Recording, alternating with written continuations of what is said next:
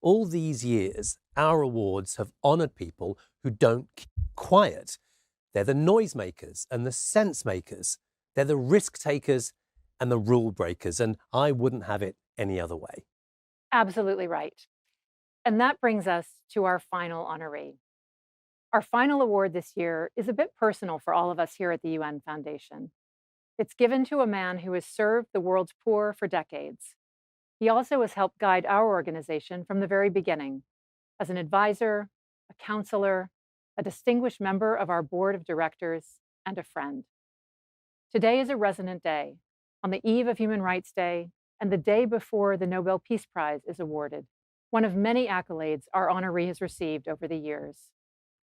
So in recognition of enlightened leadership, path-breaking innovation, and courageous determination to enhance human dignity, equity, and justice for everyone, everywhere, the UN Foundation Champion for Global Change Award is presented to Professor Muhammad Yunus. We are thrilled that this award will be commemorated in a conversation with another bold leader, UN Deputy Secretary General Amina Mohammed. But first, I'd like to hand the floor to the other members of our board who have a few words to say about what Professor Yunus means to the world and to us, and why we are so thrilled to honor him.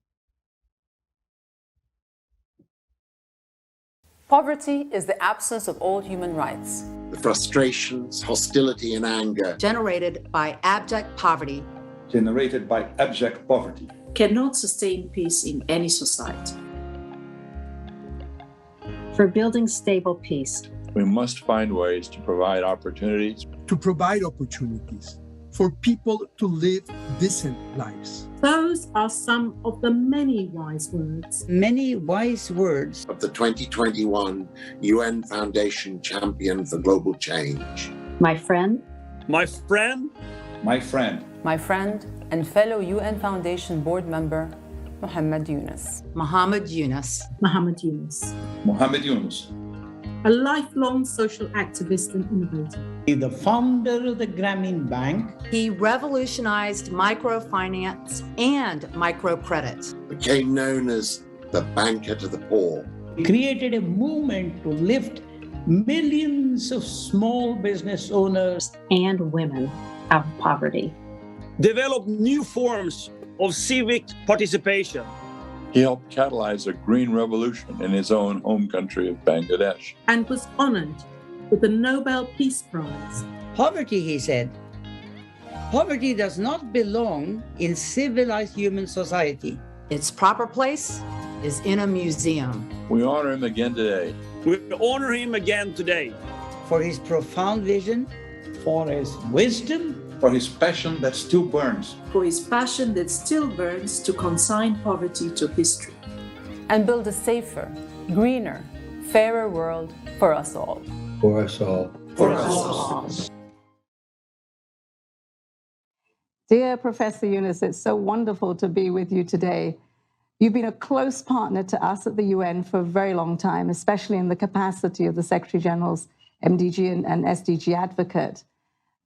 And your advocacy has engaged countless people in the mission to unleash what I would say the entrepreneurial capacity of women and youth around the world. So borrowing from your words, we shouldn't settle for small things. We can redesign the whole world in a way we imagine it, on our capacity to do massive things. And so here we are to celebrate the massive things that you've done in service to humanity as the UN Foundation honors you with its highest accolade, the Global Champion of Change. If anyone has been an outspoken and irrepressible champion of the people who have been left behind, it's certainly you. So let me ask, to begin with, what has motivated you all these years to do this work? Thank you, Amina, for your kind words. It's wonderful to see you. Well, you remind me of the starting point, how it all began. So way back in 1972, right after the liberation war of Bangladesh, Bangladesh became independent in December of 1971. And I came back from the United States to join the university in Bangladesh rather than teach in the university in the USA. So I resigned my job, came back to Bangladesh to see how I can be useful to the country. And the whole economy collapsed. all the hopelessness, all the dark things around.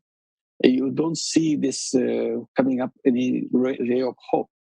Kissinger telling that this is a basket case, and this is the kind of situation prevailing in the country. So I was looking for hope. Say, can I make myself useful at least to one person? I can't change the whole country, whole world. But I can go ahead and do something for one person. So I started visiting the village next door to the university campus to see if I can be useful to somebody, at least even for a day. So this was the beginning. It's a product of the frustrations. So I started doing little things. One thing led to another. Then I started lending money to protect the people who were victims of loan sharks. My only intention was to protect people from the loan sharks. I said, why don't I lend the money before the loan sharks give the money so that they are protected? This is the beginning. I had no idea that it will grow into such a big, big issue later on. Well, thank you so much. The two things that I take from here is that hope and that every one person matters, and that's a stepping stone to everyone. And I've long admired your persistence to reach everyone, everywhere. I saw that visibly in my own visit to Bangladesh and the empowerment of women there. So when we talk about going to scale, few can match the lives lifted by microfinance. And we've seen how COVID-19 has had a huge impact on poverty. Recently, you've talked about the 3 zeros: net zero on the carbon dioxide emissions, zero poverty, zero unemployment. So how do we get to zero? Well, we have to redesign the present system, economic system, to address those 3 zeros, because all the mega 3 problems are created by the system. And this is what you're discussing at the United Nations, everywhere in the world: global warming. The world doesn't have much time left. It's about to finish. And this is the global warming we have to address. And the extreme wealth concentration, all the wealth of the world is in the hands of few people. The bulk of the population has nothing, really. They are at the bottom of the pile. So how to change that? How to bring people and the wealth together? That's the zero that we are talking about, zero wealth concentration, that to address the question of poverty. And zero unemployment. I said, this is because of massive unemployment, which is coming because of the artificial intelligence coming. They will remove us from it. So before it comes, why don't we discover ourselves as entrepreneurs? All my life, I focused on entrepreneurship. And that's how the women came into the picture. Women showed their creative power as entrepreneurs. Millions and millions of poor women turned into entrepreneurs. So these are the issues. The 3-0 came out of all the mega problems. We do the reverse. We create the other way: zero wealth concentration, zero carbon emission, and zero unemployment. These are the 3 zeros that we are looking for. And we create a new world of 3 zeros. The 3 zeros, well, this is about a system retrofit, being fit for purpose, not doing the same things that are currently just not working for the huge inequalities that you talk about.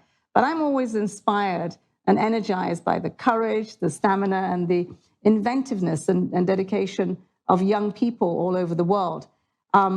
They are the antidote to the gridlock and the cynicism that we encounter in our daily work. And as someone who has helped to lift generations out of poverty, especially women, what more do you think needs to be done to ensure that the next generation, young people, are fully engaged in the intergenerational leadership and transitions? I see the future is in the hands of the young people. But the young people are smarter. Young people are able, efficient. I tell them that you are the most powerful generation in the entire human history. Not because you're smarter than any other generation, but because you have enormous technology in your hand, which no other generation ever had that. So in that sense, you are like an Aladdin's lamp yourself. You are the genie. You can do anything you want. All you want to find out feel that you have the power, and then ask yourself the question, what use I make the power for? And if you know what the use you're making, go right for it. And they can do that. And this generation is a generation of supermen and superwomen.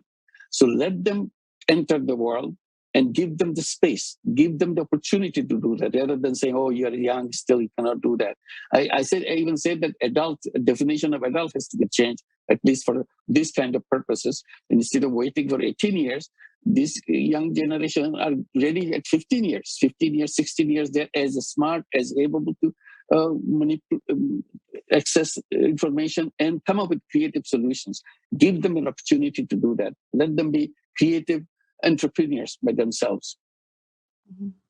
Well, certainly, Professor Yunus, they've had so much now in their hands, technology, the fact that they will be so much more interconnected in cities in the future where the majority of our people would be, and facing the decisions where they will shape what happens to our planet. So they do have in their hands the power to implement Mission Possible and not to see the cynicism as the antidote, but otherwise.